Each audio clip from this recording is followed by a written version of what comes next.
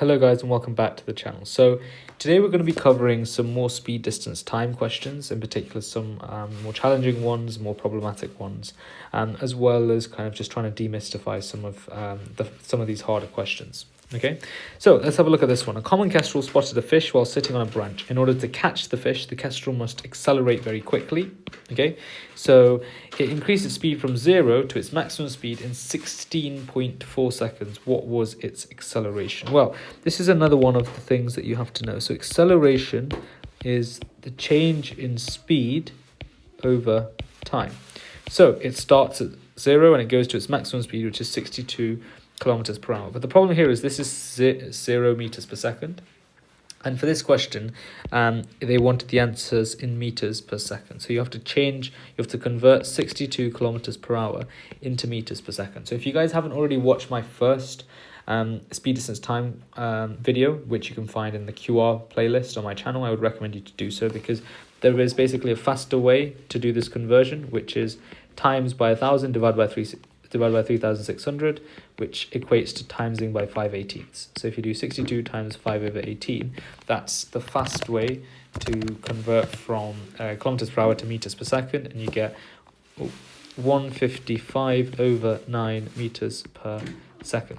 So the change in speed, therefore, is 155/9 minus 0, which is 0, and then divide that by 16.4.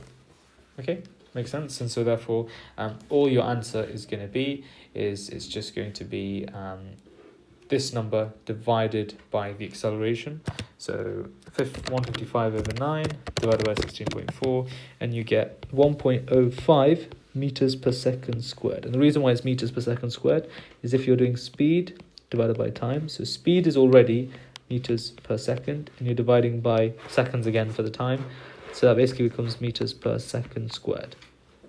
Okay, so this is just a case of having to know what the acceleration value is. That's all it is, really, nothing else to it. Okay, and figuring out how to do acceleration.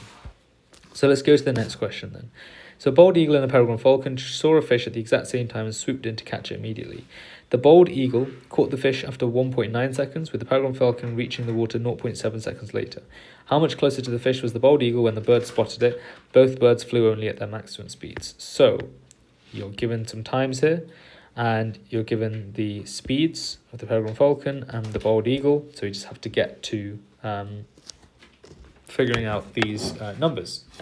So one of the best ways to do this is, remember, we've just used that technique here about converting to meters per second.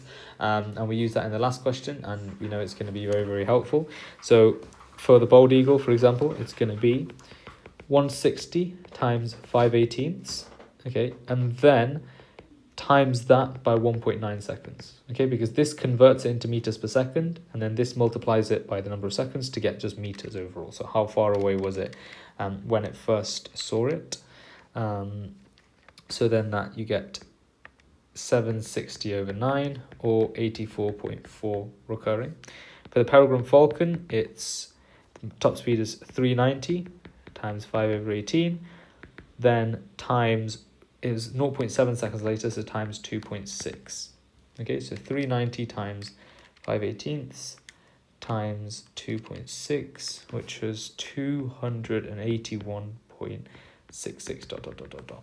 Okay, so how much closer to the fish was the bald eagle than the peregrine falcon? 281.66, subtract 84.44, and that's going to equal 197.22 ... which is 197.2 meters. Okay, so this was one of the questions that I definitely would skip on my first run through. Like, I probably wouldn't have even bothered to read all of this. I would just look at the whole paragraph info there and go, nope, not doing it, on to the next. Okay, and remember, that is a very, very important strategy. QR, and especially the whole UCAT, is not just about doing every question in order, or just about doing every question at all, right? There's, the point is that you're meant to do the easy questions and leave the harder ones for later. Okay, cool. So let's keep going on to the next question then. So a plane sets off from India at 5 o'clock and travels, so 5 a.m, and travels to Cape Verde, a distance of 11,500 kilometers, and arrives at 4 o'clock in the evening.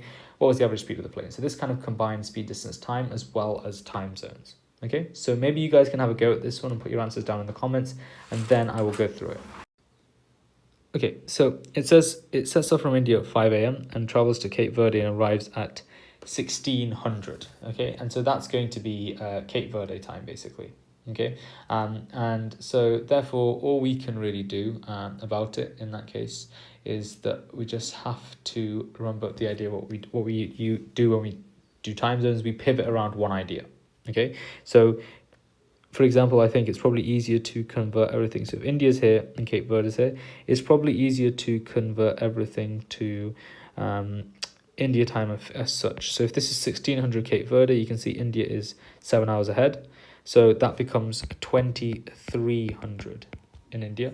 Okay, so therefore the overall plane traveled for 18 hours. And so that's the other thing. Always try to work in 24-hour clock. So it took 18 hours to travel 11,500 kilometers. So 11,500 divided by 18, 11,500 divided by 18, and you should get 638.88 kilometers per hour.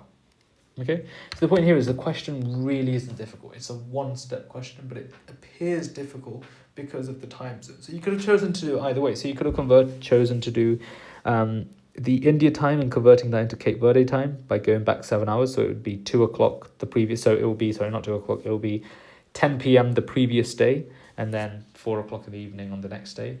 So that's still, I mean, either way you get the same, you arrive at the same answer, that difference of 18 hours, that's what matters. Okay, so yeah, let's keep going then. Okay, so on to the next question. So Kingsway Station is closed to engineering works, so trains slow to pass through the station at an average speed of 10 miles per hour. The front of the train passes the far end of the platform exactly 24.07 seconds after passing the near end. How long is the platform from end to end? Okay, so it says 10 miles an hour, and it travels at 10 miles an hour for 24.07 seconds. So what we can do here is, remember, we have a conversion for kilometers per hour, not for miles per hour. So we can convert the 10 miles per hour into kilometers per hour. And we do that by timesing by 1.6. So you get 16 kilometers per hour. And then you can times this by 5/18 to get it into meters per second. So 16 times 5/18, which is 4.4444 reoccurring. Okay. And then just times this by 24.07 seconds to get 106.97 ... which is 107 seconds. Okay, so the point with this, sorry, not seconds, meters, because it was distance. So 107 meters, and that's how long this platform is going to be essentially. Okay, so the idea with a question like this is that, once again, all it is just a very, very simple speed, distance, time as such. Okay, and then if you wanted to convert that into other units, you could do. So 107, so you can see here, you've got miles, feet, foot, inches, etc., etc. So if you know, for example, that a meter so has a certain amount of feet in it, a certain amount of inches, you can use that to convert. Okay, but that's probably, I think this is what I would do essentially.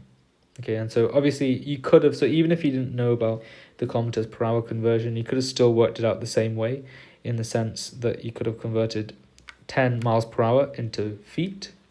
So that would have given you 52,800 feet per hour. And then we want it per second, so we divide that by 3,600. Divide that by 3,600, which gives us 14.66 ... feet per second. And then just times that by the 24.07. And you'll end up with the answer being 353.03 feet. Okay, so 353 feet. So how long is the platform from end to end? 353 feet, or if you want that in meters, this number here. So either method would work, it just depends on which way they would want the answer to be presented. That's all it is. Okay, so I hope this video was helpful. So you can see it's always, we're going back to the same formulas. I know the first one was a little bit different because we had acceleration, but other than that, it's, you know, it's very, very similar ideas that we're trying to use and infiltrate and utilize to the best of our ability. Okay, so thank you as always for watching, and I will see you guys in the next video.